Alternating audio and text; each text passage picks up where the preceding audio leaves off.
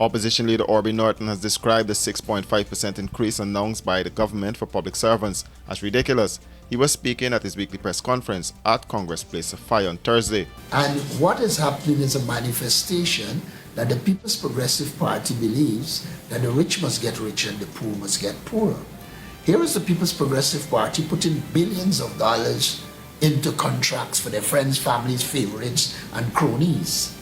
But then, when it comes to giving the Guyanese workers money, they are talking about inflation. Is it for one to believe that the money that comes from contracts, etc., don't fuel inflation, and the only one that fuel inflation is worker salary? That is totally untrue. And one has to see the 6.5% as an attempt by the government to keep our people in poverty. And more importantly, we need to observe something. When the coalition was in government, we recognized that the higher up you were, should be getting a lesser percentage than the people lower down. And the people lower down should be getting a larger percentage. Now, when you look at a payout like this, while a worker might end up with a back pay of 60 to 80,000 maximum, a minister will end up with more than 300,000. What you're doing is widening the gap between rich and poor.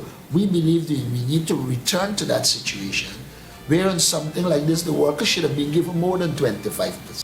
Meanwhile, Vice President VP Jagdeo at his weekly press conference on Thursday said public servants are very important in managing the country.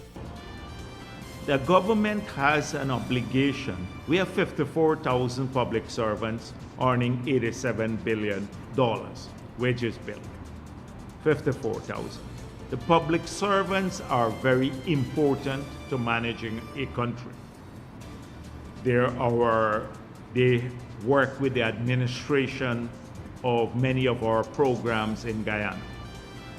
We have ensured that working conditions have improved.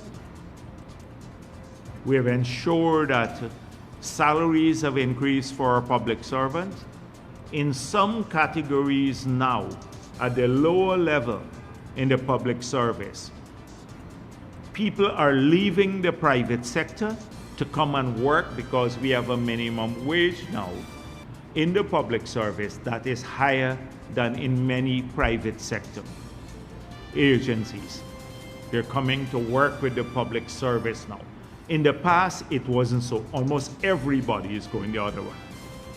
In the upper categories, we still have people exodus from the private sector for some skill types, like maybe the engineers and for accountants, ACCA, etc. But at the lower end, we are very competitive with the private sector, public sector wages.